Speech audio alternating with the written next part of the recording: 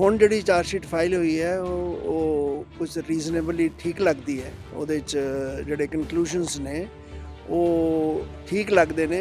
ਜਿਨ੍ਹਾਂ ਨੇ ਇਨਵੈਸਟੀਗੇਸ਼ਨ ਕੀਤੀ ਹੈ ਉਹਨਾਂ ਨੇ ਜ਼ਰੂਰ ਇਹਦੇ ਤੱਤ ਵੀ ਸਾਰੇ ਨਾਲ ਲਾਏ ਹੋਣਗੇ।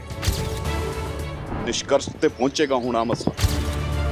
ਹਾਂ, ਉਮੀਦ ਕੀਤੀ ਜਾ ਸਕਦੀ ਹੈ ਜੀ, ਕਿਉਂਕਿ ਕਾਫੀ ਮੇਰੀ ਵੀ ਜਿਹੜੀ ਇਨਕੁਆਇਰੀ ਮੈਂ ਕੀਤੀ ਸੀ, ਜਿਹੜੀ ਕਮਿਸ਼ਨ ਆਫ ਇਨਕੁਆਇਰੀ ਕੀਤੀ ਸੀ, ਉਹਦੇ ਕੋਈ ਤੱਤ ਜਿਹੜੇ ਆ ਕਨਕਲੂਜਨ ਸੀਗੇ, ਜਿਹੜੇ ਬੇਸਿਸ ਆਫ ਐਵੀਡੈਂਸ ਤੇ ਮੈਂ ਕੱਢੇ ਸੀਗੇ, ਉਹ ਕੁਝ ਇਹਦੇ ਨਾਲ ਮਿਲਦੇ ਜੁਲਦੇ ਨੇ। ਜਿਹੜੀ ਸਿੱਟ ਦੀ ਹੁਣ ਜਿਹੜੀ ਆ ਰਿਪੋਰਟ, ਜਿਹੜੀ ਚਲਾਨ ਪੇਸ਼ ਕੀਤਾ, ਸਿੱਟ ਤੇ ਉੱਪਰ ਸਵਾਲ ਚੁੱਕੇ ਗਏ ਨੇ। ਸੁਖਬੀਰ ਬਾਦਲ ਕੱਲ ਜਦੋਂ ਇਸ ਚਲਾਨ ਬਾਰੇ ਉਹਨਾਂ ਤੋਂ ਪੁੱਛਿਆ ਗਿਆ, ਉਹ ਕਹਿੰਦੇ ਰਾਜਨੀਤੀ ਹੋਈ ਹੈ ਇਸ ਮਸਲੇ ਤੇ, ਹੋਰ ਕੁਝ ਨਹੀਂ ਹੋਇਆ। ਉਹ ਕਹਿੰਦੇ ਪਹਿਲਾਂ ਵੀ ਸੀਟਾਂ ਬਣੀਆਂ ਨੇ ਤੇ ਹਾਈ ਕੋਰਟ ਜਦੋਂ ਸੀਟਾਂ ਪਹੁੰਚਦੀਆਂ ਸੀ, ਕੁੰਵਰ ਵਿਜੇ ਪ੍ਰਤਾਪ ਦਾ ਵੀ ਉਹਨਾਂ ਨੇ ਜ਼ਿਕਰ ਕੀਤਾ ਕਿ ਤਾਂ ਦੁੱਧ ਦਾ ਦੁੱਧ ਪਾਣੀ ਦਾ ਪਾਣੀ ਹੁੰਦਾ ਸੀ। ਉਹ ਤੇ ਇਹ ਵੀ ਕਹਿੰਦੇ ਹੋਏ ਨਜ਼ਰ ਆਏ ਕਿ ਮੈਂ ਤੇ ਉਸ ਸਮਾਂ ਪੰਜਾਬ ਦੇ ਵਿੱਚ ਹੀ ਨਹੀਂ ਸੀ, ਕਿਸੇ ਅਫਸਰ ਨਾਲ ਮੇਰੀ ਤੇ ਟੈਲੀਫੋਨਿਕ ਗੱਲ ਵੀ ਨਹੀਂ ਹੋਈ। ਇਹ ਸਾਬਿਤ ਕਰਕੇ ਵਿਖਾਓ ਕਿ ਹਾਂ ਗੱਲਬਾਤ ਹੋਈ। ਜਦੋਂ ਤੁਸੀਂ ਇਨਕੁਆਇਰੀ ਕੀਤੀ ਸੀ ਸਰ, ਉਸ ਸਮਾਂ ਕੀ ਤੱਥ ਸੀ? ਕਿਆ ਵਾਕਿਆ ਇਹਨਾਂ ਦੀ ਕੋਈ ਇਨਵੋਲਵਮੈਂਟ ਹੈਗੀ ਸੀ? ਕਿਆ ਸਾਬਕਾ ਮੁੱਖ ਮੰਤਰੀ ਦੀ ਇਨਵੋਲਵਮੈਂਟ ਸੀ? ਡੀਜੀਪੀ ਦੀ ਇਨਵੋਲਵਮੈਂਟ ਸੀ? ਕਿਆ ਇਹਨਾਂ ਦੇ ਕਹਿਣ ਦੇ ਉੱਪਰ ਹੀ ਫਾਇਰਿੰਗ ਹੋਈ? ਡੀਜੀਪੀ ਨੂੰ ਬੁਲਾਉਣਾ ਸੀ ਤੇ ਉਹਨੇ ਥੋੜਾ ਕਹਿਣਾ ਸੀ ਕਿ ਮੈਨੂੰ ਜੀ ਚੀਫ ਮਿਨਿਸਟਰ ਨੇ ਆਰਡਰ ਕੀਤਾ ਤੇ ਮੈਂ ਤਾਂ ਫਾਇਰਿੰਗ ਕੀਤੀ ਹੈ। ਇਸ ਵੇਲੇ ਸਭ ਦਾ ਬੰਦੇ ਦਾ ਨਜ਼ਰੀਆ ਇਹ ਹੁੰਦਾ ਕਿ ਆਪਣੇ ਆਪ ਦਾ ਬਚਾਅ ਕੀਤਾ ਜਾਂਦਾ। ਇਹਨਾਂ ਹਾਲਾਤ ਦੇ ਵਿੱਚ ਜਿਹੜੀ ਸਾਰੀ ਐਵੀਡੈਂਸ ਤੁਹਾਡੇ ਕੋਲ ਆਉਂਦੀ ਨਾ, ਉਹਦੇ ਬੇਸਿਸ ਦੇ ਉੱਤੇ ਤੁਸੀਂ ਆਪਣਾ ਕਨਕਲੂਜਨਸ ਜਾਂ ਡਿਡਕਸ਼ਨਸ ਡਰਾ ਕਰਦੇ ਹੋ ਵੀ ਇਹ ਹਰ ਕੋਈ ਵੀ ਜਿਹੜਾ ਬੰਦਾ ਜ਼ਿੰਮੇਵਾਰ ਆਪਣਾ ਹੁੰਦਾ ਹੈ ਜਾਂ ਜਿਹਦੀ ਜ਼ਿੰਮੇਵਾਰੀ ਕੋਈ ਫਿਕਸ ਹੋ ਸਕਦੀ ਹੈ, ਉਹ ਆ ਕੇ ਕਦੀ ਸੱਚਾਈ ਤਾਂ ਬਿਆਨ ਨਹੀਂ ਕਰਦਾ। ਸੱਚਾਈ ਤੁਹਾਨੂੰ ਲੱਭਣੀ ਪੈਂਦੀ। ਜਿਹੜੀ ਐਵੀਡੈਂਸ ਸੀਗੀ, ਜਿਹੜੀ ਸਾਡੇ ਸਾਹਮਣੇ ਇਨਕੁਆਇਰੀ ਕਮਿਸ਼ਨ ਦੇ ਸਾਹਮਣੇ ਆਈ ਸੀ, ਉਹਦੇ ਤੋਂ ਇਹ ਤੱਤ ਕੱਢਿਆ ਜਾ ਸਕਦਾ ਸੀਗਾ ਕਿ ਚੀਫ ਮਿਨਿਸਟਰ ਜਿਹੜੇ ਸੀਗੇ, ਉਹ ਜੇ ਉਹਨਾਂ ਨੇ ਹੁਕਮ ਨਹੀਂ ਦਿੱਤਾ ਤੇ ਉਹਨਾਂ ਨੇ ਰੋਕਿਆ ਵੀ ਨਹੀਂ। ਜਿਹੜੀ ਕੋਟਕਪੂਰੇ ਵਾਲਾ ਇਨਸੀਡੈਂਟ ਹੈ, ਉਹਦੇ ਵਿੱਚ ਕੋਈ ਰਾਤ ਨੂੰ 1 ਵਜੇ ਦੇ ਕਰੀਬ ਡਿਪਟੀ ਕਮਿਸ਼ਨਰ ਦਾ ਚੀਫ ਮਿਨਿਸਟਰ ਨਾਲ ਰਾਬਤਾ ਹੁੰਦਾ। ਉਹਨਾਂ ਨੇ ਉਹਨਾਂ ਨੂੰ ਅਪਰਾਈਜ਼ ਕਰਾਇਆ ਜੀ ਇੱਥੇ ਜਿਹੜਾ ਸ਼ਾਂਤਮਈ ਲੋਕੀ ਬੈਠੇ ਨੇ, ਉਹ ਪਾਠ ਕਰ ਰਹੇ ਨੇ ਜਾਂ ਹੈਗੇ ਨੇ, ਤਾਂ ਉਹਨਾਂ ਨੂੰ ਉੱਥੋਂ ਡਿਸਟਰਬ ਕਰਨ ਦੀ ਲੋੜ ਨਹੀਂ ਹੈਗੀ, ਉਹਨਾਂ ਨੂੰ ਕੋਈ ਖਦੇੜਨ ਦੀ ਲੋੜ ਨਹੀਂ। ਤਾਂ ਇਨੀਸ਼ੀਅਲੀ ਚੀਫ ਮਿਨਿਸਟਰ ਇਸ ਅਸੈਸਮੈਂਟ ਨਾਲ ਐਗਰੀ ਕਰ ਗਏ, ਪਰ ਵਿਦਨ 10 ਮਿੰਟਸ ਉਹਨਾਂ ਨੂੰ ਫਿਰ ਫੋਨ ਜਾਂਦਾ ਹੈ ਕਿ ਤੁਸੀਂ ਡੀਜੀਪੀ ਨਾਲ ਗੱਲ ਕਰੋ, ਡਿਪਟੀ ਕਮਿਸ਼ਨਰ, ਔਰ ਡੀਜੀਪੀ ਦੀ ਫਿਰ ਗੱਲ ਹੁੰਦੀ ਹੈ ਡਿਪਟੀ ਕਮਿਸ਼ਨਰ ਨਾਲ, ਔਰ ਡੀਜੀਪੀ ਉਹਨੂੰ ਕਹਿੰਦਾ ਹੈ ਡਿਪਟੀ ਕਮਿਸ਼ਨਰ ਨੂੰ ਕਿ ਤੁਸੀਂ ਘਬਰਾਉਂਦੇ ਕਿਉਂ, ਮੈਂ 10 ਮਿੰਟ ਤੁਹਾਨੂੰ ਸ਼ਹਿਰ ਖਾਲੀ ਕਰਾ ਕੇ ਤੁਹਾਡੇ ਹੱਥ 'ਚ ਕੁੰਜੀਆਂ ਬਣਾ ਦਿਆਂਗਾ। ਰਾਤ ਦੇ 2 ਵਜੇ ਐਵੀਡੈਂਸ ਇਹ ਆਈ ਕਿ ਚੀਫ ਮਿਨਿਸਟਰ ਪ੍ਰਕਾਸ਼ ਸਿੰਘ ਬਾਦਲ ਦੀ ਡੀਜੀਪੀ ਨਾਲ ਗੱਲ ਹੁੰਦੀ ਹੈ ਟੈਲੀਫੋਨ ਦੇ ਉੱਤੇ, ਔਰ ਡੀਜੀਪੀ ਨੇ ਆਪ ਸਾਡੇ ਕੋਲ ਆਪਣਾ ਐਫੀਡੇਵਿਟ ਜਾਂ ਲੈਟਰ ਦੇ ਫਾਰਮ 'ਚ ਦਿੱਤਾ ਹੈ। ਉਹਨੇ ਕਿਹਾ ਜੀ ਮੈਨੂੰ 2 ਵਜੇ ਚੀਫ ਮਿਨਿਸਟਰ ਦਾ ਫੋਨ ਆਇਆ, ਉਹਨੇ ਮੈਨੂੰ ਪੁੱਛਿਆ ਕਿ ਉੱਥੇ ਕੀ ਹਾਲਾਤ ਨੇ ਔਰ ਤੁਸੀਂ ਕੀ ਕਰ ਰਹੇ ਹੋ। ਇਸ ਤੋਂ ਅੱਗੇ ਨਹੀਂ ਦੱਸਦੇ ਵੀ ਉਹਨਾਂ ਨੇ ਹਾਲਾਤ ਦਾ ਕੀ ਰਿਪੋਰਟ ਦਿੱਤੀ ਤੇ ਕੀ ਕਰਨਾ ਚਾਹੁੰਦੇ ਨੇ, ਉਹ ਦੱਸਿਆ। ਤੇ ਬਾਅਦ ਵਿੱਚ ਡੀਜੀਪੀ ਨੇ ਕਿਹਾ, ਡੀਜੀਪੀ ਨਾਲ ਗੱਲ ਕਰਨ ਵਾਸਤੇ ਕਿਹਾ, ਡੀਜੀਪੀ ਨੇ ਕਿਹਾ ਮੈਂ ਖਦੇੜਨਾ ਇਹਨਾਂ ਨੂੰ। ਤਾਂ ਓਬਵੀਅਸਲੀ ਉਹਨਾਂ ਨੇ ਚੀਫ ਮਿਨਿਸਟਰ ਨੂੰ ਕਨਵਿੰਸ ਕੀਤਾ ਕਿ ਉਹਨਾਂ ਨੂੰ ਖਦੇੜਨ ਦੀ ਲੋੜ ਹੈ, ਤੇ ਫਿਰ ਜੋ ਵੀ ਕੌਨਸੀਕੁਐਂਸਿਸ ਨੇ, ਜ਼ਿੰਮੇਵਾਰ ਤਾਂ ਬਣਦੀ ਆ ਨਾ ਦੋਨੇ। ਸੁਮੇਧ ਸਿੰਘ ਸੈਣੀ ਇਸ ਪੂਰੇ ਗੋਲੀकांड ਘਟਨਾਕ੍ਰਮ ਦਾ ਮਾਸਟਰਮਾਈਂਡ ਕਿਹਾ ਜਾ ਸਕਦਾ ਜੀ, ਕਿਉਂਕਿ ਉਹ ਐਸਾ ਇੱਕ ਅਫਸਰ ਸੀ ਸੁਮੇਧ ਸਿੰਘ ਸੈਣੀ, ਜਿਹਦੇ ਹੁਕਮ ਦੇ ਬਿਨਾਂ ਕੋਈ ਕੰਮ ਨਹੀਂ ਸੀ, ਕਾਰਵਾਈ ਨਹੀਂ ਸੀ ਹੋਈ। ਹੁਣ ਟ੍ਰਾਇਲ ਕੋਰਟ ਦੇਖੇਗਾ ਜੋ ਐਵੀਡੈਂਸ ਆਈ ਹੈ। ਜੇ ਉਹਨਾਂ ਨੇ 7000 ਪੇਜ ਦੀ ਕੋਈ ਜਾਂ 5000 ਪੇਜ ਦੀ ਰਿਕਾਰਡ ਪੇਸ਼ ਕੀਤਾ, ਤੇ ਟ੍ਰਾਇਲ ਕੋਰਟ ਫੈਸਲਾ ਕਰੇਗਾ ਹੁਣ ਕਿ ਉਹ ਵਾਇਬਲ ਹੈ ਜਾਂ ਅਥੈਂਟਿਕ ਹੈ ਜਾਂ ਉਹ ਰਿਲਾਇਬਲ ਹੈ ਕਿ ਨਹੀਂ ਹੈ। ਸਤਿ ਸ਼੍ਰੀ ਅਕਾਲ ਜੀ, ਦੈਨਿਕ ਸਵੇਰਾ ਟੀਵੀ ਦੇਖ ਰਹੇ ਹੋ ਤੁਸੀਂ। ਮੈਂ ਹਾਂ ਵਿਨਿਤ ਕਪੂਰ। ਗੱਲ ਕਰ ਲੈਂਦੇ ਹਾਂ ਸਾਲ 2015 ਦੇ ਵਿੱਚ ਬਰਗਾੜੀ ਦੇ ਅੰਦਰ ਹੋਈ ਬੇਅਦਬੀ, ਕੋਟਕਪੂਰਾ ਬਹਿਬਲ ਕਲਾਂ ਦੇ ਵਿੱਚ ਹੋਏ ਗੋਲੀकांड ਮਾਮਲੇ ਦੀ, ਕਿਉਂਕਿ ਸਾਲ 2023 ਚੱਲ ਰਿਹਾ ਔਰ ਹਜੇ ਤੱਕ ਸਿੱਖ ਕੌਮ ਦਾ ਮੰਨਣਾ ਹੈ ਕਿ ਇਸ ਮਾਮਲੇ ਦੇ ਵਿੱਚ ਉਹਨਾਂ ਨੂੰ ਇਨਸਾਫ ਪ੍ਰੋਪਰ ਢੰਗ ਨਾਲ ਨਹੀਂ ਮਿਲਿਆ। ਸਾਲ ਦਰ ਸਾਲ ਕਈ ਕਮਿਸ਼ਨ ਬਣੇ, ਸਾਲ ਦਰ ਸਾਲ ਕਈ ਐਸਆਈਟੀਆਂ ਬਣੀਆਂ, ਲੇਕਿਨ ਸਿੱਖ ਕੌਮ ਕਹਿੰਦੀ ਹੈ ਕਿ ਇਸ ਦਾ ਹਜੇ ਤੱਕ ਨਿਸ਼ਕਰਸ਼ ਨਿਕਲਦਾ ਨਜ਼ਰ ਨਹੀਂ ਆਇਆ। ਔਰ ਹੁਣ ਇੱਕ ਵੱਡੀ ਅਪਡੇਟ ਆਈ ਕਿ ਐਲਕੇ ਯਾਦਵ ਦੀ ਜਿਹੜੀ ਐਸਆਈਟੀ ਸੀ, ਉਹਨਾਂ ਨੇ ਇੱਕ ਚਲਾਨ ਜਿਹੜਾ ਕੋਰਟ ਦੇ ਵਿੱਚ ਫਾਈਲ ਕੀਤਾ, 7000 ਪੰਨਿਆਂ ਦਾ ਆ ਚਲਾਨ, ਜਿਸ ਦੇ ਵਿੱਚ ਕਿਹਾ ਜਾ ਰਿਹਾ ਹੈ ਕਿ ਸਾਬਕਾ ਮੁੱਖ ਮੰਤਰੀ ਪ੍ਰਕਾਸ਼ ਸਿੰਘ ਬਾਦਲ ਦੀ ਗੱਲ ਕਰੀਏ, ਸਾਬਕਾ ਡਿਪਟੀ ਸੀਐਮ ਸੁਖਬੀਰ ਸਿੰਘ ਬਾਦਲ ਦੀ ਗੱਲ ਕਰੀਏ, ਸਾਬਕਾ ਡੀਜੀਪੀ ਸੁਮੇਧ ਸਿੰਘ ਸੈਣੀ ਸਮੇਤ ਪਰਮਰਾਜ ਉਮਰਾ ਰੰਗਲ ਸਮੇਤ ਹੋਰ ਕਈ ਨਾਂ ਜਿਹੜੇ ਨੇ ਉਹ ਇਸ ਚਲਾਨ 'ਚ ਸ਼ਾਮਲ ਕੀਤੇ ਗਏ ਨੇ, ਨਾਮਜ਼ਦ ਕੀਤਾ ਗਿਆ ਇਹਨਾਂ ਨੂੰ। ਵੇਖਣ ਵਾਲੀ ਗੱਲ ਰਹੇਗੀ ਕਿ ਕੋਰਟ ਦੇ ਵਿੱਚ ਜਦੋਂ ਇਸ ਚਲਾਨ ਦੇ ਉੱਪਰ ਪੈਰਵੀ ਹੁੰਦੀ ਹੈ ਤੇ ਇਹਨਾਂ ਦੇ ਦੋਸ਼ ਕਿਆ ਸਾਬਿਤ ਹੁੰਦੇ ਨੇ ਜਾਂ ਫਿਰ ਨਹੀਂ। ਲੇਕਿਨ ਇसी ਪੂਰੇ ਮਸਲੇ ਨੂੰ ਲੈ ਕੇ ਰਿਟਾਇਰਡ ਜਸਟਿਸ ਰਣਜੀਤ ਸਿੰਘ ਸਾਡੇ ਨਾਲ ਨੇ, ਗੱਲਬਾਤ ਕਰਨੇ ਆ ਕਿਉਂਕਿ ਇਹਨਾਂ ਨੇ ਇਸ ਮਸਲੇ ਨੂੰ ਕਾਫੀ ਨਜ਼ਦੀਕ ਹੋ ਕੇ ਵੇਖਿਆ। ਇਹਨਾਂ ਦਾ ਕਮਿਸ਼ਨ ਬਣਿਆ ਸੀ, ਇਨਵੈਸਟੀਗੇਸ਼ਨ ਹੋਈ, ਇਨਵੈਸਟੀਗੇਸ਼ਨ ਦੇ ਵਿੱਚ ਰਿਪੋਰਟ ਸਾਹਮਣੇ ਆਈ ਔਰ ਉਸ ਤੋਂ ਬਾਅਦ ਇੱਕ ਬੁੱਕ ਵੀ ਇਹਨਾਂ ਦੀ ਤਰਫੋਂ ਲਿਖੀ ਗਈ ਸੀ। ਗੱਲਬਾਤ ਕਰਨੇ ਆ। ਸਰ, ਕਿਸ ਤਰ੍ਹਾਂ ਦੇਖਦੇ ਹੋ ਤੁਸੀਂ ਇਸ ਪੂਰੇ ਮਸਲੇ ਨੂੰ, ਕਿਉਂਕਿ 15 ਤੋਂ ਲੈ ਕੇ 23 ਹੋ ਗਿਆ, ਤਕਰੀਬਨ 8 ਸਾਲ, ਔਰ 8 ਸਾਲ ਹਜੇ ਵੀ ਸਿੱਖ ਕੌਮ ਮੰਨਦੀ ਹੈ ਕਿ ਇਨਸਾਫ ਨਹੀਂ ਮਿਲਿਆ। ਸਾਲ ਦਰ ਸਾਲ ਕਈ ਕਮੇਟੀਆਂ ਬਣੀਆਂ, ਕਈ ਕਮਿਸ਼ਨ ਬਣੇ, ਲੇਕਿਨ ਕੋਰਟ ਦੀ ਦਲੀਜ਼ ਤੇ ਪਹੁੰਚ ਕੇ ਮਾਮਲਾ ਜਿਹੜਾ ਉਹ ਵਾਪਸ ਸ਼ੁਰੂਆਤੀ ਦੌਰ 'ਚ ਪਹੁੰਚਦਾ ਹੋਇਆ ਨਜ਼ਰ ਆਇਆ ਸੀ। ਕੀ ਕਹਿਣਾ ਚਾਹੁੰਦੇ ਹੋ ਤੁਸੀਂ ਇਸ ਪੂਰੇ ਮਸਲੇ ਨੂੰ ਲੈ ਕੇ? ਹਾਂ, ਤੁਸੀਂ ਕਹਿ ਸਕਦੇ ਹੋ ਕਿ ਇਹਦੇ 'ਚ ਕਾਫੀ ਡਿਲੇ ਹੋਈ ਹੈ।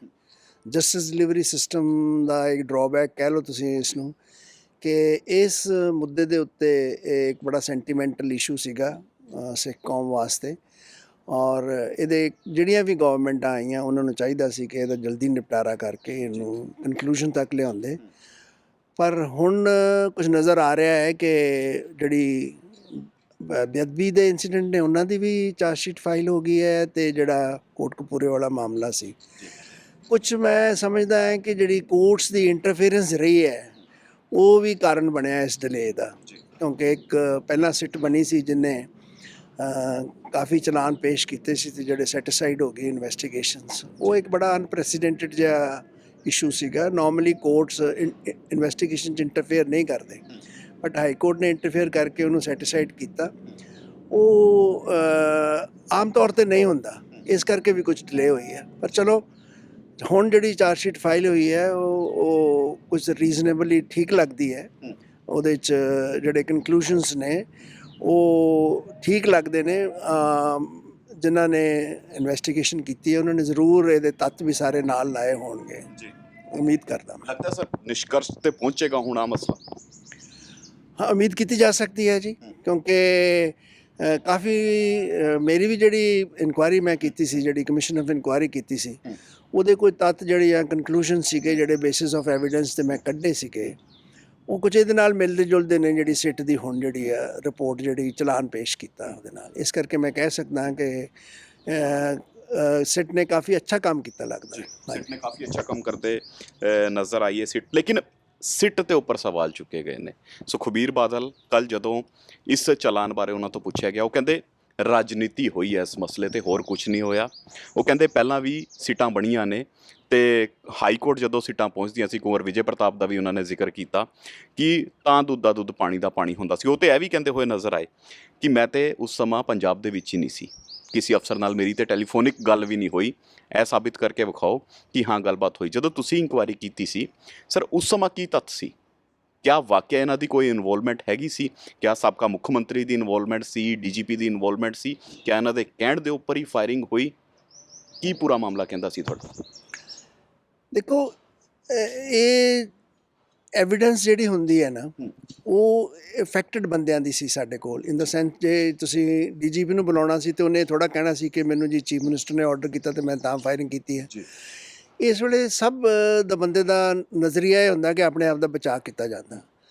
ਇਹਨਾਂ ਹਾਲਾਤ ਦੇ ਵਿੱਚ ਜਿਹੜੀ ਸਾਰੀ ਐਵੀਡੈਂਸ ਤੁਹਾਡੇ ਕੋਲ ਆਉਂਦੀ ਨਾ, ਉਹਦੇ ਬੇਸਿਸ ਦੇ ਉੱਤੇ ਤੁਸੀਂ ਆਪਣਾ ਕਨਕਲੂਸ਼ਨਸ ਜਾਂ ਡਿਡਕਸ਼ਨਸ ਡਰਾ ਕਰਦੇ ਹੋ ਵੀ ਇਹ ਹਰ ਕੋਈ ਵੀ ਜਿਹੜਾ ਬੰਦਾ ਜ਼ਿੰਮੇਵਾਰ ਆਪਣਾ ਹੁੰਦਾ ਹੈ ਜਾਂ ਜਿਹਦੀ ਜ਼ਿੰਮੇਵਾਰੀ ਕੋਈ ਫਿਕਸ ਹੋ ਸਕਦੀ ਹੈ, ਉਹ ਆ ਕੇ ਕਦੀ ਸੱਚਾਈ ਤਾਂ ਬਿਆਨ ਨਹੀਂ ਕਰਦਾ। ਸੱਚਾਈ ਤੁਹਾਨੂੰ ਲੱਭਣੀ ਪੈਂਦੀ ਹੈ। ਇਹ ਨਹੀਂ ਹੈ ਕਿ ਗੱਲ ਕਿ ਕੋਈ ਜੇ ਆ ਕੇ ਦੱਸੇਗਾ ਨਹੀਂ ਤਾਂ ਤੁਹਾਨੂੰ ਸੱਚਾਈ ਨਹੀਂ ਲੱਭੇਗੀ। ਜਿਸ ਤਰ੍ਹਾਂ ਮੈਂ ਸਮਝਦਾ ਹਾਂ ਕਿ ਦੇਖੋ ਜੀ, ਜਿਹੜੀ ਐਵੀਡੈਂਸ ਸੀਗੀ ਜਿਹੜੀ ਸਾਡੇ ਸਾਹਮਣੇ ਇਨਕੁਆਇਰੀ ਕਮਿਸ਼ਨ ਦੇ ਸਾਹਮਣੇ ਆਈ ਸੀ, ਉਹਦੇ ਤੋਂ ਇਹ ਤੱਤ ਕੱਢਿਆ ਜਾ ਸਕਦਾ ਸੀਗਾ ਕਿ ਚੀਫ ਮਿਨਿਸਟਰ ਜਿਹੜੇ ਸੀਗੇ ਉਹ ਜੇ ਉਹਨਾਂ ਨੇ ਹੁਕਮ ਨਹੀਂ ਦਿੱਤਾ ਤਾਂ ਉਹਨਾਂ ਨੇ ਰੋਕਿਆ ਵੀ ਨਹੀਂ।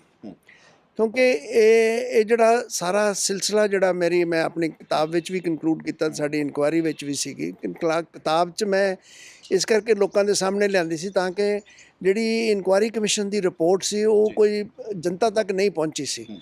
ਅਤੇ ਸਾਡਾ ਏਮ ਸੀ ਕਿ ਜਿਹੜੀ ਸੱਚਾਈ ਹੈ ਉਹ ਲੋਕੀ ਜਾਣਨਾ ਚਾਹੁੰਦੇ ਨੇ ਅਤੇ ਲੋਕਾਂ ਨੂੰ ਜਾਣੀ ਚਾਹੀਦੀ ਹੈ। ਇਸ ਤਰ੍ਹਾਂ ਸੀ ਕਿ ਜਿਹੜੀ ਕੋਟਕਪੂਰੇ ਵਾਲਾ ਇੰਸੀਡੈਂਟ ਹੈ, ਉਹਦੇ ਵਿੱਚ ਕੋਈ ਰਾਤ ਨੂੰ 1 ਵਜੇ ਦੇ ਕਰੀਬ ਡਿਪਟੀ ਕਮਿਸ਼ਨਰ ਦਾ ਚੀਫ ਮਿਨਿਸਟਰ ਨਾਲ ਰਾਬਤਾ ਹੁੰਦਾ ਜੀ ਉਹਨਾਂ ਨੂੰ ਅਪਰਾਈਜ਼ ਕਰਾਇਆ ਜੀ ਇੱਥੇ ਜਿਹੜਾ ਸ਼ਾਂਤਮਈ ਲੋਕੀ ਬੈਠੇ ਨੇ ਉਹ ਪਾਠ ਕਰ ਰਹੇ ਨੇ ਜਾਂ ਹੈਗੇ ਨੇ ਤਾਂ ਉਹਨਾਂ ਨੂੰ ਉੱਥੋਂ ਡਿਸਟਰਬ ਕਰਨ ਦੀ ਲੋੜ ਨਹੀਂ ਹੈਗੀ ਉਹਨਾਂ ਨੂੰ ਕੋਈ ਖਦੇੜਨ ਦੀ ਲੋੜ ਨਹੀਂ ਜੀ ਤਾਂ ਇਨੀਸ਼ੀਅਲੀ ਚੀਫ ਮਿਨਿਸਟਰ ਇਸ ਅਸੈਸਮੈਂਟ ਨਾਲ ਐਗਰੀ ਕਰ ਗਏ ਜੀ ਪਰ ਵਿਦਨ 10 ਮਿੰਟਸ ਉਹਨਾਂ ਨੂੰ ਫਿਰ ਫੋਨ ਜਾਂਦਾ ਹੈ ਕਿ ਤੁਸੀਂ ਡੀਜੀਪੀ ਨਾਲ ਗੱਲ ਕਰੋ ਡਿਪਟੀ ਕਮਿਸ਼ਨਰ ਨੂੰ ਔਰ ਡੀਜੀਪੀ ਦੀ ਫਿਰ ਗੱਲ ਹੁੰਦੀ ਹੈ ਡਿਪਟੀ ਕਮਿਸ਼ਨਰ ਨਾਲ ਔਰ ਡੀਜੀਪੀ ਉਹਨੂੰ ਕਹਿੰਦਾ ਹੈ ਡਿਪਟੀ ਕਮਿਸ਼ਨਰ ਨੂੰ ਕਿ ਤੁਸੀਂ ਘਬਰਾਉਂਦੇ ਕਿਉਂ ਮੈਂ 10 ਮਿੰਟ ਤੁਹਾਨੂੰ ਸ਼ਹਿਰ ਖਾਲੀ ਕਰਾ ਕੇ ਤੁਹਾਡੇ ਹੱਥ 'ਚ ਕੁੰਜੀਆਂ ਫੜਾ ਦਿਆਂਗਾ ਤਾਂ ਇਹਦਾ ਮਤਲਬ ਇਹ ਹੈ ਅੱਛਾ ਫਿਰ ਰਾਤ ਦੇ 2 ਵਜੇ ਐਵੀਡੈਂਸ ਇਹ ਆਈ ਕਿ ਚੀਫ ਮਿਨਿਸਟਰ ਪ੍ਰਕਾਸ਼ ਸਿੰਘ ਬਾਦਲ ਦੀ ਡੀਜੀਪੀ ਨਾਲ ਗੱਲ ਹੁੰਦੀ ਹੈ ਟੈਲੀਫੋਨ ਦੇ ਉੱਤੇ ਔਰ ਡੀਜੀਪੀ ਨੇ ਆਪ ਸਾਡੇ ਕੋਲ ਆਪਣਾ ਐਫੀਡੇਵਿਟ ਜਾਂ ਲੈਟਰ ਦੇ ਫਾਰਮ 'ਚ ਦਿੱਤਾ ਹੈ ਉਹਨੇ ਕਿਹਾ ਜੀ ਮੈਨੂੰ 2 ਵਜੇ ਚੀਫ ਮਿਨਿਸਟਰ ਦਾ ਫੋਨ ਆਇਆ ਉਹਨੇ ਮੈਨੂੰ ਪੁੱਛਿਆ ਕਿ ਉੱਥੇ ਕੀ ਹਾਲਾਤ ਨੇ ਔਰ ਤੁਸੀਂ ਕੀ ਕਰ ਰਹੇ ਹੋ ਇਸ ਤੋਂ ਅੱਗੇ ਨਹੀਂ ਦੱਸਦੇ ਵੀ ਉਹਨਾਂ ਨੇ ਹਾਲਾਤ ਦਾ ਕੀ ਰਿਪੋਰਟ ਦਿੱਤੀ ਤੇ ਕੀ ਕਰਨਾ ਚਾਹੁੰਦੇ ਨੇ ਉਹ ਦੱਸਿਆ ਪ੍ਰਕਾਸ਼ ਸਿੰਘ ਬਾਦਲ ਉਹਨਾਂ ਨੂੰ ਅਸੀਂ ਸੰਮਨ ਕੀਤਾ ਉਹਨਾਂ ਨੇ ਆ ਕੇ ਸਾਨੂੰ ਦੱਸਦੇ ਜੀ ਉਹਨਾਂ ਨੇ ਕੋਈ ਹੁਕਮ ਨਹੀਂ ਦਿੱਤਾ ਆਪਣਾ ਬਿਆਨ ਦੱਸਦੇ ਤੇ ਅਸੀਂ ਉਹਨਾਂ ਦਾ ਪੱਖ ਵੀ ਰੱਖਦੇ ਤੇ ਇਨਫਰੈਂਸ ਇਹੀ ਹੈ ਕਿ ਜਦੋਂ ਪਹਿਲਾਂ ਉਹ ਕਹਿੰਦੇ ਸੀ ਵੀ ਰਹਿਣ ਦਿਓ ਬੈਠੇ ਉਹਨਾਂ ਨੂੰ ਤੇ ਬਾਅਦ ਵਿੱਚ ਡੀਜੀਪੀ ਨਾਲ ਗੱਲ ਕਰਨ ਵਾਸਤੇ ਕਿਹਾ ਡੀਜੀਪੀ ਨੇ ਕਿਹਾ ਮੈਂ ਖਦੇੜਨਾ ਇਹਨਾਂ ਨੂੰ ਤਾਂ ਆਬਵੀਅਸਲੀ ਉਹਨਾਂ ਨੇ ਚੀਫ ਮਿਨਿਸਟਰ ਨੂੰ ਕਨਵਿੰਸ ਕੀਤਾ ਕਿ ਉਹਨਾਂ ਨੂੰ ਖਦੇੜਨ ਦੀ ਲੋੜ ਹੈ ਤੇ ਫਿਰ ਜੋ ਵੀ ਕਨਸੀਕੁਐਂਸਸ ਨੇ ਜ਼ਿੰਮੇਵਾਰ ਤਾਂ ਬਣਦੇ ਹੀ ਆ ਨਾ ਦੋਨੇ ਇਹੀ ਸਾਡੀ ਕਨਕਲੂਜਨ ਸੀ ਇਹੀ ਮੇਰੇ ਖਿਆਲ ਸਿੱਟ ਨੇ ਹੁਣ ਕੱਢਿਆ ਹੋਏਗਾ ਕਨਕਲੂਜਨ ਤਾਂ ਹੀ ਚੀਫ ਮਿਨਿਸਟਰ ਪ੍ਰਕਾਸ਼ ਸਿੰਘ ਬਾਦਲ ਦੀ ਜਿਹੜੀ ਜ਼ਿੰਮੇਵਾਰੀ ਜਿਹੜੀ ਉਹਨਾਂ ਨੇ ਫਿਕਸ ਕੀਤੀ ਹੈ ਸਿੱਟ ਨੇ ਜਿਹੜਾ ਹੁਣ ਚਲਾਨ ਪੇਸ਼ ਕੀਤਾ ਟੈਲੀਫੋਨ ਰਿਕਾਰਡ ਸੀ ਹਾਂਜੀ ਬਿਲਕੁਲ ਟੈਲੀਫੋਨ ਕਨਵਰਸੇਸ਼ਨ ਜਿਹੜੀਆਂ ਉਹ ਮੈਂ ਟੈਲੀਫੋਨ ਰਿਕਾਰਡ ਸਾਰੇ ਟੈਲੀਫੋਨ ਕੰਪਨੀਆਂ ਤੋਂ ਮੁਹੱਈਆ ਕਰਾਏ ਗਏ ਸਨ ਔਰ ਇਹਨਾਂ ਦੇ ਵਿੱਚ ਸਾਰੇ ਟੈਲੀਫੋਨ ਰਿਕਾਰਡ ਇਹਨਾਂ ਨੂੰ ਕਨਫਰੰਟ ਕੀਤੇ ਗਏ ਵੀ ਇਹ ਲੰਬੀਆਂ ਕਾਲ ਸੀ ਉਮਰਾਂ ਨੰਗਲ ਦੀਆਂ ਡੀਜੀਪੀ ਨਾਲ ਡੀਜੀਪੀ ਦੀਆਂ ਹੋਰ ਲੋਕਾਂ ਨਾਲ ਚੀਫ ਮਿਨਿਸਟਰ ਨਾਲ ਸਾਰੀਆਂ ਗੱਲਾਂ ਜਿਹੜੀਆਂ ਐਡਮਿਟਡ ਫੈਕਟ ਸੀ ਇਹ ਸਾਡੇ ਕੋਲ ਜਿਹੜੇ ਅਸੀਂ ਰਿਕਾਰਡ ਕੀਤੇ ਵੀ ਟੈਲੀਫੋਨ ਰਿਕਾਰਡ ਦੀ ਸਾਰਾ ਡਿਟੇਲ ਜਿਹੜੀਆਂ ਰਿਪੋਰਟ ਦੇ ਵਿੱਚ ਵੀ ਨੇ ਮੇਰੀ ਕਿਤਾਬ ਦੇ ਵਿੱਚ ਵੀ ਉਹਨਾਂ ਦਾ ਜ਼ਿਕਰ ਕੀਤਾ ਗਿਆ ਹੁਣ ਕਿਹਾ ਜਾ ਰਿਹਾ ਕਿ ਸੁਮੇਧ ਸਿੰਘ ਸੈਣੀ ਇਸ ਪੂਰੇ ਗੋਲੀकांड ਘਟਨਾਕ੍ਰਮ ਦਾ ਮਾਸਟਰਮਾਈਂਡ ਕਿਹਾ ਜਾ ਸਕਦਾ ਜੀ ਕਿਉਂਕਿ ਉਹ ਐਸਾ ਇੱਕ ਅਫਸਰ ਸੀ ਸੁਮੇਧ ਸਿੰਘ ਸੈਣੀ ਜਿਹਦੇ ਹੁਕਮ ਦੇ ਬਿਨਾਂ ਕੋਈ ਕੰਮ ਨਹੀਂ ਸੀ ਕਾਰਵਾਈ ਨਹੀਂ ਸੀ ਹੁੰਦੀ ਔਰ ਉਮਰਾ ਨੰਗਲ ਦੇ ਵਿੱਚ ਔਰ ਡੀਜੀਪੀ ਸੁਮੇਧ ਸਿੰਘ ਸੈਣੀ ਦੇ ਵਿੱਚ ਬਹੁਤ ਲੰਬੀ ਗੋਲੀकांड ਤੋਂ ਬਿਲਕੁਲ ਪਹਿਲਾਂ ਬਹੁਤ ਲੰਬੀ ਗੱਲਬਾਤ ਪ੍ਰੋਲੋਂਗ ਡਿਊਰੇਸ਼ਨ ਤੇ ਇਨੀਸ਼ੀਅਲੀ ਜਦੋਂ ਉਮਰਾ ਨੰਗਲ ਸਾਡੇ ਕੋਲ ਆਏ ਤੇ ਉਹ ਤੇ ਜਾਂ ਮਨਤਾਰ ਸਿੰਘ ਬਰਾੜ ਜਦੋਂ ਆਏ ਸੀ ਉਹਨਾਂ ਨੇ ਡਿਨਾਈ ਕੀਤਾ ਮੇਰੀ ਗੱਲ ਹੀ ਨਹੀਂ ਹੋਈ ਜਦੋਂ ਉਹਨਾਂ ਨੂੰ ਟੈਲੀਫੋਨ ਕਨਵਰਸੇਸ਼ਨ ਅਸੀਂ ਸਾਡੇ ਰਿਕਾਰਡ ਮੰਗਾ ਲਿਆ ਉਸ ਤੋਂ ਬਾਅਦ ਉਹਨਾਂ ਨੇ ਆਉਣ ਤੋਂ ਇਨਕਾਰ ਕਰਤਾ ਸਾਡੇ ਕੋਲ ਤੇ ਇਹਨਾਂ ਸਾਰਿਆਂ ਦੀ ਗੱਲਬਾਤ ਹੋਈ ਸੀ ਲੰਬੀ ਗੱਲਬਾਤ ਹੁੰਦੀ ਸੀ ਤੇ ਉਹ ਇਹੀ ਗੱਲ ਹੋ ਰਹੀ ਸੀ ਉਸ ਤੋਂ ਬਾਅਦ ਫਿਰ ਕਾਰਵਾਈ ਹੋਈ ਉੱਥੇ ਤੇ ਇਹ ਕਨਕਲੂਜਨ ਪੋਸੀਬਲ ਹੈ ਯਾਨੀ ਸਪਸ਼ਟ ਲਫ਼ਜ਼ਾਂ ਦੇ ਵਿੱਚ ਕਹੀਏ ਕਿ ਘਟਨਾ ਨੂੰ ਰੋਕਿਆ ਜਾ ਸਕਦਾ ਸੀ ਲੇਕਿਨ ਘਟਨਾ ਰੋਕੀ ਨਹੀਂ ਗਈ ਉਸ ਨੂੰ ਹੋਣ ਦਿੱਤਾ ਗਿਆ ਘਟਨਾ ਤਾਂ ਡਿਪਟੀ ਕਮਿਸ਼ਨਰ ਨੇ ਤਾਂ 1 ਵਜੇ ਰਾਤ ਨੂੰ ਚੀਫ ਮਿਨਿਸਟਰ ਨੂੰ ਕਹਿ ਹੀ ਦਿੱਤਾ ਸੀ ਜੀ ਉਹਨਾਂ ਨੂੰ ਉੱਥੋਂ ਛੇੜਨ ਦੀ ਸ਼ਾਂਤੀਪੁਰ ਬੈਠੇ ਉਹਨਾਂ ਨੂੰ ਛੇੜਨ ਦੀ ਲੋੜ ਹੀ ਨਹੀਂ ਹੈਗੀ ਤੇ ਫਿਰ ਜਦੋਂ ਉਹਨਾਂ ਨੇ ਸਵੇਰੇ ਉਠਾਇਆ ਗਿਆ ਔਰ ਫਿਰ ਜਿਹੜਾ ਐਸਐਸਪੀ ਮਾਨ ਸੀ ਉਹਦੀ ਐਵੀਡੈਂਸ ਸੀ ਕਿ ਉਹਨੇ ਰਾਤ ਨੂੰ 1 ਵਜੇ ਡਿਪਟੀ ਕਮਿਸ਼ਨਰ ਨੂੰ ਕਹਿਤਾ ਸੀ ਤੁਸੀਂ ਬੱਸਾਂ ਤੇ ਟਰੱਕਾਂ ਲਿਆਓ ਅਸੀਂ ਇਹਨਾਂ ਨੂੰ ਇੱਥੋਂ ਉਠਾਉਣਾ ਤੇ ਇਹ ਤਾਂ ਪਹਿਲਾਂ ਇਰਾਦਾ ਸੀ ਇਹਨਾਂ ਦਾ ਉਹਨਾਂ ਨੂੰ ਉੱਥੋਂ ਚੁੱਕਣ ਦਾ ਜਾਂ ਮਾਰਨ ਦਾ ਜਾਂ ਜਿਸ ਤਰ੍ਹਾਂ ਵੀ ਉੱਥੋਂ ਖਦੇੜਨ ਦਾ ਇਰਾਦਾ ਸੀ ਇਹਨਾਂ ਦਾ ਔਰ ਇਹ ਡਿਨਾਈ ਨਹੀਂ ਕੀਤਾ ਡਿਪਟੀ ਕਮਿਸ਼ਨਰ ਨੇ ਆ ਕੇ ਮੇਰੇ ਕੋਲ ਕਿਹਾ ਕਿ ਰਾਤ ਨੂੰ ਮੈਨੂੰ 1 ਵਜੇ ਕਿਹਾ ਗਿਆ ਔਰ ਫਿਰ ਕਮਿਸ਼ਨਰ ਦੇ ਘਰ 'ਚ ਮੀਟਿੰਗ ਹੁੰਦੀ ਹੈ ਉੱਥੇ ਡੀਟੀਓ ਵੀ ਉੱਥੇ ਆਉਂਦਾ ਜਿਹੜਾ ਉੱਥੇ ਦਾ ਉਸ ਵੇਲੇ ਐਸਡੀਐਮ ਸੀ ਉਹ ਸਾਰੇ ਜਣੇ ਇਹੀ ਕਹਿੰਦੇ ਸੀਗੇ ਕਿ ਸਾਨੂੰ ਬੱਸਾਂ ਲਿਆਓ ਟਰੱਕ ਲਿਆਓ ਇਹਨਾਂ ਨੂੰ ਇੱਥੋਂ ਚੁੱਕਣਾ ਹੈ ਤਾਂ ਇਹ ਇਰਾਦਾ ਤਾਂ ਉਸ ਵੇਲੇ ਹੀ ਹੋ ਗਿਆ ਸੀ ਸਾਰਾ ਉਸ ਤੋਂ ਬਾਅਦ ਤੇ ਫਿਰ ਫਾਰਮੈਲਿਟੀ ਸੀ ਸਾਰੀ ਯਾਨੀ ਉਸ ਸਮਾਂ ਦੀ ਸਰਕਾਰ ਨੂੰ ਆਪਣੀ ਜਿਹੜੀ ਕਹਿ ਸਕਦੇ ਹਾਂ ਕਿ ਛਵੀ ਖਰਾਬ ਹੁੰਦੀ ਨਜ਼ਰ ਆ ਰਹੀ ਸੀ ਇਸ ਪ੍ਰੋਟੈਸਟ ਦੇ ਨਾਲ ਕਿ ਇੱਕ ਪਾਸੇ ਬੇਅਦਬੀ ਹੋ ਗਈ ਔਰ ਬੇਅਦਬੀ ਦੇ ਤਾਲੁਕ ਵੀ ਡੇਰਾ ਪ੍ਰੇਮੀਆਂ ਨਾਲ ਜੁੜਦੇ ਹੋਏ ਨਜ਼ਰ ਆਏ ਸੀ ਜਿਨ੍ਹਾਂ ਦਾ ਤਾਲੁਕ ਇਹਨਾਂ ਦੇ ਨਾਲ ਸੀ ਕਿਉਂਕਿ ਇਹਨਾਂ ਨੇ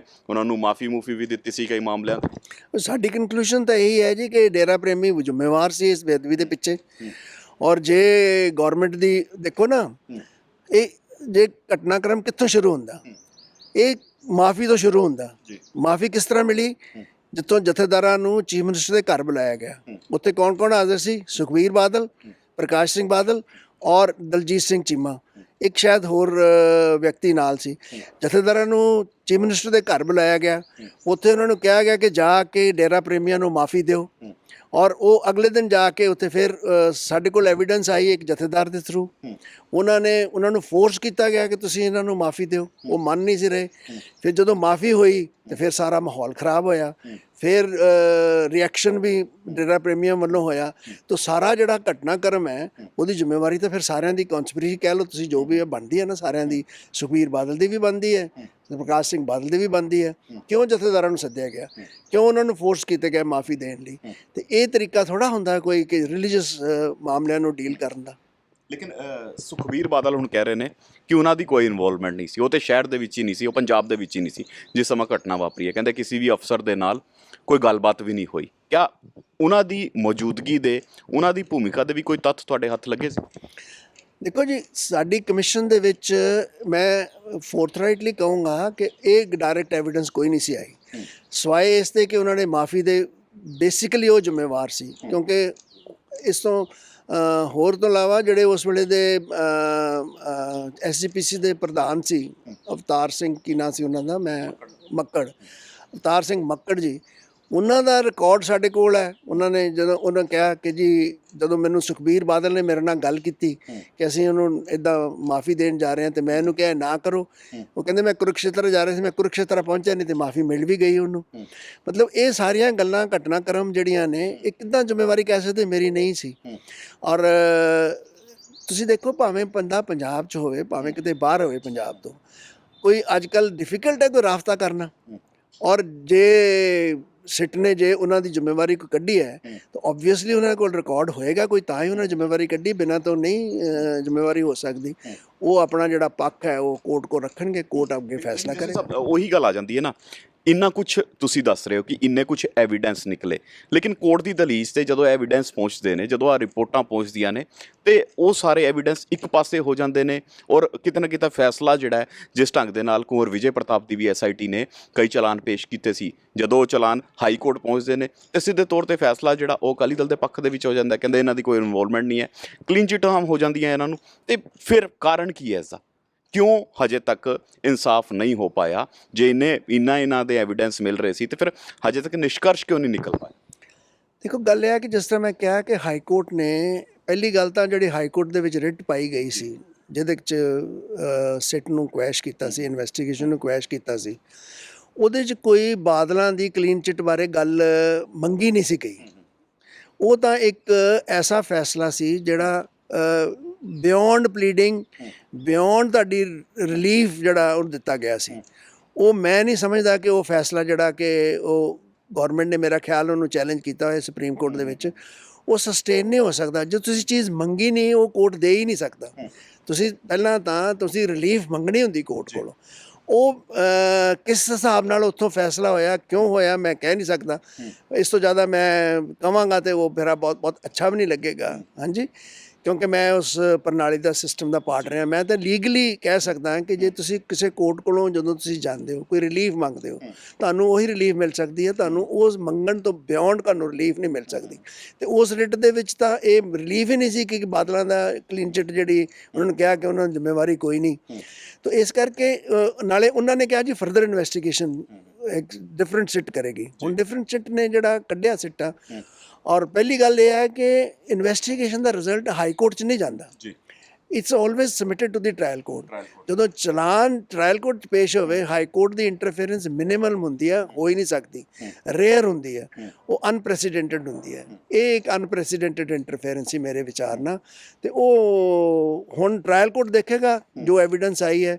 ਜੇ ਉਹਨਾਂ ਨੇ 7000 ਪੇਜ ਦੀ ਕੋਈ ਜਾਂ 5000 ਪੇਜ ਦੀ ਰਿਕਾਰਡ ਪੇਸ਼ ਕੀਤਾ ਤੇ ਟ੍ਰਾਇਲ ਕੋਰਟ ਫੈਸਲਾ ਕਰੇਗਾ ਹੁਣ ਕਿ ਉਹ ਵਾਇਬਲ ਹੈ ਜਾਂ ਅਥੈਂਟਿਕ ਹੈ ਜਾਂ ਉਹ ਰਿਲਾਇਬਲ ਹੈ ਕਿ ਨਹੀਂ ਹੈ। ਉਹ ਕੋਰਟ ਫੈਸਲਾ ਕਰੇਗਾ। ਲੇਕਿਨ ਜਿਹੜਾ ਰਾਜਨੀਤੀ ਨਾਲ ਜੋੜਿਆ ਜਾਂਦਾ ਹੈ, ਕਮਿਸ਼ਨਾਂ ਨੂੰ ਜੋੜ ਦਿੱਤਾ ਜਾਂਦਾ ਹੈ।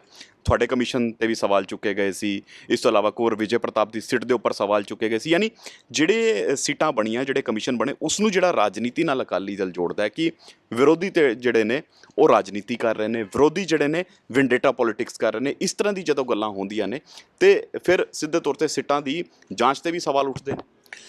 ਦੇਖੋ, ਇਹ ਇਨਸੀਡੈਂਟ ਸੀ 2015 ਦਾ ਜੀ। 2017 ਤੱਕ ਤਾਂ ਅਕਾਲੀ ਸਰਕਾਰ ਸੀ। ਉਹਨਾਂ ਨੇ ਕੀ ਕੀਤਾ? ਜੇ ਉਹਨਾਂ ਨੇ ਕੁਝ ਨਹੀਂ ਸੀ ਕੀਤਾ, ਤੇ ਉਹਨੂੰ ਇਨਵੈਸਟੀਗੇਸ਼ਨ ਕਰਕੇ ਕਨਕਲੂਡ ਕਰ ਦਿੰਦੇ ਜੀ ਉਸ ਦੀ ਜ਼ਿੰਮੇਵਾਰੀ ਕਿਸੇ ਦੀ ਨਹੀਂ ਸੀ, ਪੁਲਿਸ ਦੀ ਜ਼ਿੰਮੇਵਾਰੀ ਨਹੀਂ ਸੀ। ਕਿ ਅਕਾਲੀ ਦਲ ਦਾ ਇਹ ਕਹਿਣਾ ਹੈ ਕਿ 2 ਬੰਦੇ ਮਰੇ ਨੇ ਉੱਥੇ ਗੋਲੀ ਨਾਲ, ਪੁਲਿਸ ਦੀ ਗੋਲੀ ਨਾਲ, ਤੇ ਕਿਸੇ ਦੀ ਜ਼ਿੰਮੇਵਾਰੀ ਨਹੀਂ ਹੈ। 2 ਪਰਸਨ ਮਰੇ ਨੇ, 7-8 ਬੰਦਿਆਂ ਨੂੰ ਗੋਲੀਆਂ ਲੱਗੀਆਂ ਬਹਿਬਲ ਕਲਾਂ ਦੇ ਵਿੱਚ, ਕੋਟਕਪੂਰੇ ਵਿੱਚ ਇੱਕ ਬੰਦੇ ਨੂੰ ਗੋਲੀ ਲੱਗੀ ਹੈ, ਹੋਰ ਵੀ ਕਈਆਂ ਨੂੰ ਗੋਲੀ ਲੱਗੀ ਜਿਹੜੇ ਅੱਗੇ ਨਹੀਂ ਆ ਸਕੇ। ਹਾਂਜੀ, ਤੇ ਇਹ ਮਤਲਬ ਕਿ ਇਹਨਾਂ ਨੇ ਕਿਉਂ ਨਹੀਂ ਕਨਕਲੂਡ ਕੀਤਾ ਉਦੋਂ? ਜਿਹੜੇ ਜ਼ਿੰਮੇਵਾਰ ਪੁਲਿਸ ਅਫਸਰ ਸੀ ਉਹਨਾਂ ਦੇ ਖਿਲਾਫ ਐਕਸ਼ਨ ਕਿਉਂ ਨਹੀਂ ਲਿਆ? ਉਹਨਾਂ ਨੂੰ ਤੇ ਪ੍ਰਮੋਸ਼ਨਾਂ ਹੋਈਆਂ ਸਾਰਿਆਂ ਨੂੰ। ਤੇ ਜੇ ਇਹ ਇਹਨਾਂ ਦੀ ਸਰਕਾਰ ਸੀ ਜਦੋਂ 2 ਸਾਲ, ਜੇ ਕੁਝ ਨਹੀਂ ਸੀ ਕੀਤਾ, ਇਹਨਾਂ ਨੂੰ ਕਨਕਲੂਡ ਕਰ ਦਿੰਦੇ, ਖਤਮ ਕਰ ਦਿੰਦੇ। ਆਪਣਾ ਜੋ ਵੀ ਕਲੀਨ ਚਿੱਟ ਦੇਣੀ ਸੀ ਆਪਣੇ ਆਪ ਨੂੰ ਦੇਣੀ ਸੀ, ਰਾਮ ਰਹੀਮ ਨੂੰ ਦੇਣੀ ਸੀ, ਕਿਸੇ ਨੂੰ ਚਿੱਟ ਦੇ ਦਿੰਦੇ। ਇਹਨਾਂ ਨੇ ਹੁਣ ਕਹਿੰਦੇ ਨੇ ਪੋਲੀਟੀਕਲ ਹੈ, ਉਹ ਪੋਲੀਟੀਕਲ ਨਹੀਂ ਸੀ। ਜਦੋਂ ਇਹਨਾਂ ਨੇ ਕੁਝ ਨਹੀਂ ਕੀਤਾ ਉਹ ਪੋਲੀਟੀਕਲ ਨਹੀਂ ਸੀ। ਫਿਰ ਸਬਸੀਕੁਐਂਟ ਗਵਰਨਮੈਂਟ ਨੇ ਜਿਹੜੀਆਂ ਆਈਆਂ, ਦੇਖੋ ਉਹ ਪੋਲੀਟੀਕਲ ਕਿਸ ਤਰ੍ਹਾਂ ਨੇ। ਇੱਕ ਕਾਂਗਰਸ ਗਵਰਨਮੈਂਟ ਆਈ, ਹੁਣ ਇੱਕ ਹੋਰ ਗਵਰਨਮੈਂਟ ਆਈ ਹੈ, 3 ਡਿਫਰੈਂਟ ਗਵਰਨਮੈਂਟਸ ਆਈਆਂ। ਹਾਈ ਕੋਰਟ ਨੇ ਸਕਰੂਟਨਾਈਜ਼ ਕੀਤਾ, ਹਾਈ ਕੋਰਟ ਨੇ ਸੈਟੀਸਾਈਡ ਕੀਤਾ, ਤੇ ਹੁਣ ਜਿਹੜੀ ਆਈ ਹੈ ਇਹ ਪੋਲੀਟੀਕਲ ਕਿੱਥੋਂ ਆ? ਮੈਂ ਨਹੀਂ ਸਮਝਦਾ ਕਿ ਇਹ ਪੋਲੀਟੀਕਲ ਹੈ। ਉਹ ਕਹਿਣ ਵਾਸਤੇ ਤਾਂ ਠੀਕ ਹੈ, ਪੋਲੀਟੀਸ਼ੀਅਨ ਕਹਿ ਸਕਦੇ ਨੇ ਕਿ ਇਹ ਪੋਲੀਟੀਕਲ ਹੈ, ਪਰ ਮੇਰੇ ਹਿਸਾਬ ਨਾਲ ਸਾਰੀਆਂ ਜੋ ਵੀ ਜਿਸ ਨੂੰ ਵੀ ਜ਼ਿੰਮੇਵਾਰੀ ਮਿਲਦੀ ਹੈ ਉਹ ਆਪਣੀ ਕੌਨਸ਼ੀਅਸ ਨਾਲ ਨਿਭਾਉਂਦਾ ਹੈ। ਹੁਣ ਤੁਸੀਂ ਕਹਿ ਸਕਦੇ ਹੋ ਕਿ ਸਿੱਟ ਨੇ ਪ੍ਰੋਪਰ ਬਖੂਬੀ ਸਹੀ ਕੰਮ ਕੀਤਾ ਹੈ। ਹਾਂ, ਮੈਂ ਕਹਿ ਸਕਦਾ, ਇਸ ਕਰਕੇ ਕਹਿ ਸਕਦਾ ਕਿ ਇਹਨਾਂ ਨੇ ਸਿੱਟ ਨੇ ਕੋਈ ਆਪਣਾ ਕੋਈ ਪਬਲਿਕ ਡੋਮੇਨ 'ਚ, ਜਿਸ ਤਰ੍ਹਾਂ ਕੁੰਵਰ ਵਿਜੇ ਪ੍ਰਤਾਪ ਜੀ ਜਾ ਕੇ ਹਰ ਵੇਲੇ ਆਪਣਾ ਸਟੇਟਮੈਂਟ ਦਿੰਦੇ ਸੀ, ਇਹ ਸਿੱਟ ਨੇ ਇੱਕ ਬੜਾ ਇੱਕ ਪ੍ਰੋਫੈਸ਼ਨਲ ਕੰਮ ਕੀਤਾ ਲੱਗਦਾ ਮੈਨੂੰ। ਉਹਨਾਂ ਨੇ ਨਾ ਕੋਈ ਆ ਕੇ ਦੱਸਿਆ, ਨਾ ਕੋਈ ਐਕਸਟਰਾ ਆਰਡੀਨਰੀ ਕੀਤਾ। ਔਰ ਬਾਕੀ ਹੁਣ ਜਿਹੜਾ ਐਨਾਲਾਈਜ਼ ਹੋ ਜਾਏਗਾ ਇਹ ਜਿਹੜੇ ਪੋਲੀਟੀਕਲ ਹੈਗਾ, ਤੇ ਇਹ ਜਿਹੜੀਆਂ ਮੈਂ ਵੀ ਅੱਗੇ ਵੀ ਮੇਰਾ ਕਹਿਣਾ ਸੀਗਾ ਕਿ ਜਦੋਂ ਵੀ ਕੋਈ ਜਿਹੜੀ ਸਿੱਟ ਹੈ, ਜੋ ਵੀ ਇਨਵੈਸਟੀਗੇਸ਼ਨ ਹੁੰਦੀ ਹੈ, ਜੇ ਉਹਦੇ ਜਿਹੜੀਆਂ ਤਰੁੱਟੀਆਂ ਹੁੰਦੀਆਂ ਨੇ ਨਾ, ਉਹਦਾ ਫਾਇਦਾ ਟ੍ਰਾਇਲ ਕੋਰਟ ਕੋ ਜਾ ਕੇ ਲਿਆ ਜਾ ਸਕਦਾ। It is the accused right to plead ਕਿ ਇਹ ਸਿੱਟ ਜਿਹੜੀ ਸੀ ਇਹ ਪ੍ਰੋਪਰ ਨਹੀਂ ਸੀ, ਇਹਨੇ ਪੋਲੀਟੀਕਲੀ ਮੋਟੀਵੇਟਡ ਕੰਮ ਕੀਤਾ, ਜਾਂ ਇਹਨਾਂ ਨੇ ਕਿਸੇ ਇਨਵੈਸਟੀਗੇਸ਼ਨ ਪ੍ਰੋਪਰ ਨਹੀਂ। ਜੇ ਕੋਈ ਇਨਵੈਸਟੀਗੇਸ਼ਨ ਪ੍ਰੋਪਰ ਨਹੀਂ ਤਾਂ ਉਹਦਾ ਐਡਵਾਂਟੇਜ ਜਿਹੜਾ ਅਕਿਊਜ਼ ਨੂੰ ਮਿਲਦਾ ਟ੍ਰਾਇਲ ਕੋਰਟ ਦੇ ਵਿੱਚ, ਉੱਥੇ ਪਲੀਡ ਕਰਨਾ ਚਾਹੀਦਾ। ਪਲੇਟਫਾਰਮ, ਪਬਲਿਕ ਪਲੇਟਫਾਰਮ ਤੇ ਥੋੜ੍ਹਾ ਜਿਹਾ ਗੱਲਾਂ ਹੁੰਦੀਆਂ ਨੇ। ਮੈਂ ਇਹ ਸਮਝਦਾ ਹਾਂ ਕਿ ਇਹ ਜੇ ਹੈ ਕੋਈ ਪੋਲੀਟੀਕਲ ਗੱਲਾਂ ਹੈਗੀਆਂ ਪ੍ਰੂਵ ਕਰਨ, ਅਕਿਊਜ਼ ਤੇ ਉਹਦਾ ਐਡਵਾਂਟੇਜ ਟ੍ਰਾਇਲ ਕੋਰਟ ਦੇਖ ਲੇਗਾ, ਉਹਨਾਂ ਨੂੰ ਦੇਖ ਲੇਗਾ। ਬਿਲਕੁਲ, ਟ੍ਰਾਇਲ ਕੋਰਟ ਦੇਖ ਲੇਗਾ ਐਡਵਾਂਟੇਜ ਦੇਣਾ ਹੈ ਜਾਂ ਨਹੀਂ ਦੇਣਾ। ਲੇਕਿਨ 7000 ਪੰਨਿਆਂ ਦਾ ਚਲਾਨ ਆਇਆ ਹੈ। ਇਸ ਚਲਾਨ ਦੇ ਵਿੱਚ ਹੁਣ ਕਿਹਾ ਜਾ ਰਿਹਾ ਹੈ ਕਿ ਜਿਸ ਢੰਗ ਦੇ ਨਾਲ ਪ੍ਰਕਾਸ਼ ਸਿੰਘ ਬਾਦਲ ਨੂੰ ਨਾਮਜ਼ਦ ਕੀਤਾ ਗਿਆ, ਸੁਖਬੀਰ ਬਾਦਲ ਨੂੰ ਨਾਮਜ਼ਦ ਕੀਤਾ ਗਿਆ, ਸੁਮੇਧ ਸਿੰਘ ਸੈਣੀ ਨੂੰ ਨਾਮਜ਼ਦ ਕੀਤਾ ਗਿਆ, ਪਰਮਰਾਜ ਉਮਰਾ ਨੰਗਲ ਨੂੰ ਨਾਮਜ਼ਦ ਕੀਤਾ ਗਿਆ, ਹੋਰ ਕਈ ਪੁਲਿਸ ਜਿਹੜੇ ਕਰਮੀ ਹੈ ਉਹ ਜਦੋਂ ਨਾਮਜ਼ਦ ਹੋਏ ਨੇ। ਵੇਖਣ ਵਾਲੀ ਗੱਲ ਰਹੇਗੀ ਕਿ ਜਦੋਂ ਹੁਣ ਟ੍ਰਾਇਲ ਸ਼ੁਰੂ ਹੁੰਦਾ ਹੈ ਤੇ ਟ੍ਰਾਇਲ ਦੇ ਵਿੱਚ ਕੀ ਕੁਝ ਤੱਥ ਨਿਕਲ ਕੇ ਸਾਹਮਣੇ ਆਉਣਗੇ।